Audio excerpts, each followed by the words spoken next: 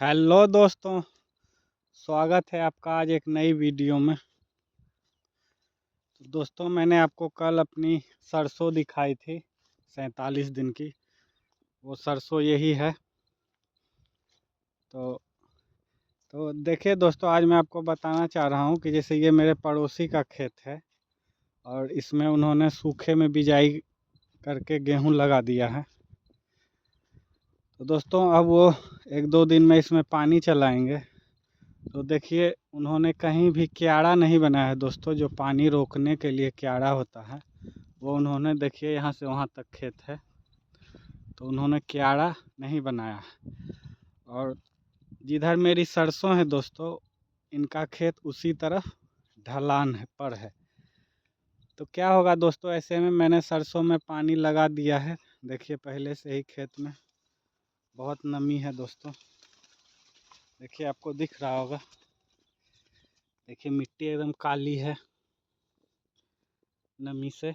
देखिए, अभी खेत में बहुत ज़्यादा नमी है दोस्तों, क्योंकि अभी 12-13 दिन ही हुए हैं सरसों में पानी लगाए। और अभी ठंड के दिनों में दोस्तों जल्दी नमी नहीं भागती है।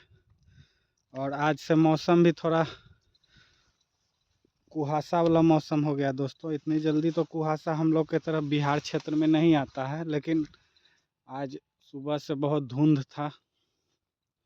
तो ऐसे में खेत में नमी सूखने की संभावना और कम हो जाती है, क्योंकि धूप पहले तो पौधे ने ही पूरे खेत को ढक लिया है। ऊपर से ऐसा मौसम हो जाता है दोस्तों, तो नमी जल्दी नहीं सूखती है और खेत में बीमारी लगने की, फंगस जनित जो बीमारी आती है दोस्तों। सरसों में सबसे बड़ी समस्या कीट से नहीं दोस्तों, फंगस से समस्या होती है सरसों को। क्योंकि ऐसे मौसम में ही, जब आसमान में धुंध छाया हो और नीचे नमी हो दोस्तों, तो इसमें रोग लगने की संभावना बढ़ जाती है। और तना गलन जो सरसों का एक प्रमुख रोग है, जिसमें उत्पादन 60 से 70% तक भी कम हो जाता है, वो रोग लगने की संभावना बढ़ जाती है ऐसे मौसम में। तो मैं ये जानकारी दे रहा था दोस्तों कि ये जो पड़ोसी मेरे हैं, तो ये जब खेत की सिंचाई करेंगे तो सारा पानी जो इनका है वो मेरे इस खेत में चला जाएगा दोस्तों। इधर ऐसे करके पूरा मेरी सरसों में पानी चला जाएगा। और तो अब तो दोस्तों बिजली का पानी रहता है, आप लोग जानते ही हैं। पहले लोग डीजल पंपिंग सेट से पानी चलाते थे, तो पानी पर ध्यान भी देते थे। और अब तो बहुत सारे किसान भाई रात में पानी चला के घर चले जाते हैं, और जिससे दूसरे के खेत में, उनका खेत तो कम सिंचाई होता है और दूसरे के खेत की सिंचाई ज़्यादा हो जाती है, क्योंकि खेत एक बराबर नहीं रहता है दोस्तों। तो मैं आज देखिए कुदाल लेकर आया हूँ स्पेशल। इस खेत में मुझे पानी ना जाए इसके लिए मुझे यहाँ वहाँ, देखिए इस किनारे पर ऐसे ऐसे मुझे एक मेड़ बनानी पड़ेगी दोस्तों, कि जब ये सिंचाई करें तो कम से कम पानी जाए। तो अभी तो मैं आपको ऐसे दिखा रहा हूँ, फिर मैं आपको एक बार मेड़ बना के भी एक बार वीडियो दिखाऊंगा। तो दोस्तों देखिए, अब मैंने मेड़ यहाँ से वहाँ तक बना दिया दोस्तों। लगभग मुझे 20 मिनट लगे इसे इतना ऊंचा करने में, क्योंकि वीडियो में भी आपको देखने में लग रहा होगा दोस्तों कि खेत इस तरफ ढलुआ है।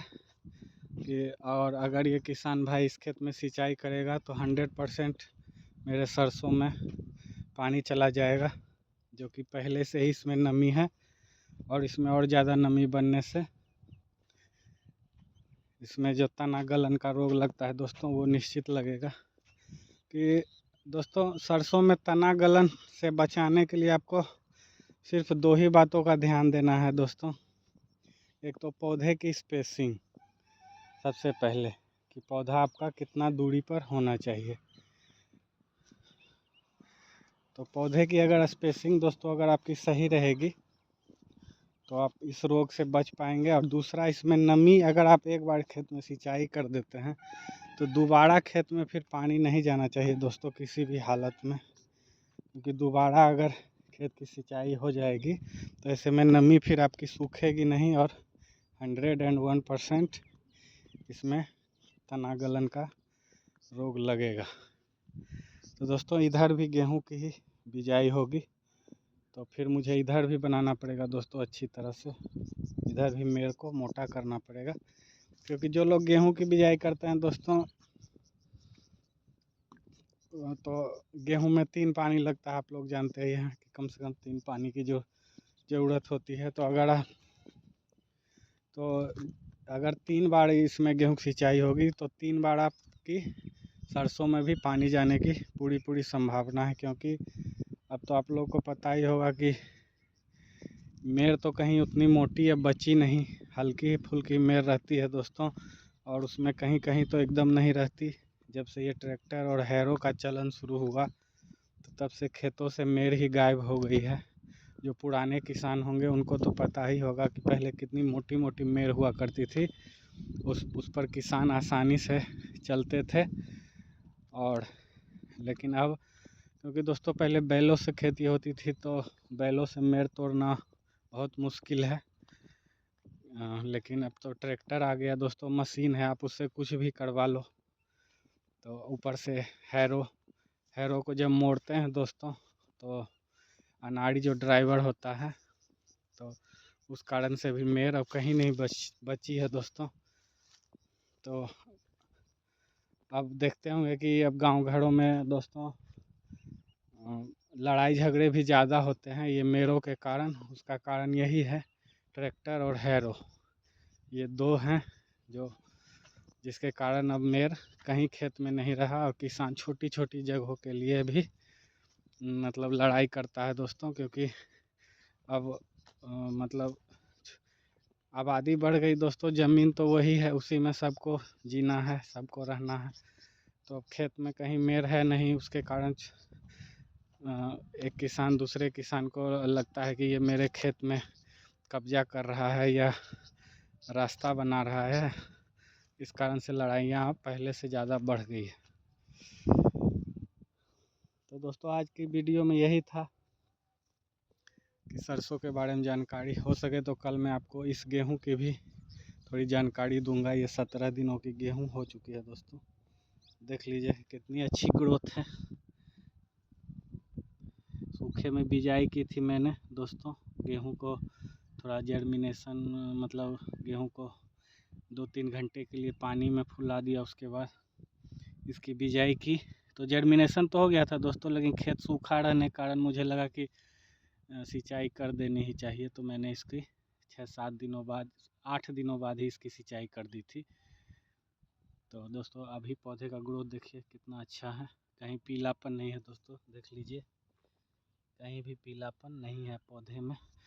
तो अभी इसकी सिंचाई नहीं होगी दोस्तों, अभी इसकी सिंचाई होगी कम से कम 20 दिनों बाद सिंचाई होगी दोस्तों, क्योंकि खेत में देख लीजिए बहुत ज़्यादा अभी नमी है। तो ऐसे लोग बोलते हैं 21 दिनों में जो सिंचाई होती है, तो वो 21 दिनों वाली इसकी सिंचाई नहीं होगी, इसकी सिंचाई कम से कम 35 दिनों बाद वाली होगी। तो वीडियो देखने के लिए आप सभी भाइयों का दिल से धन्यवाद।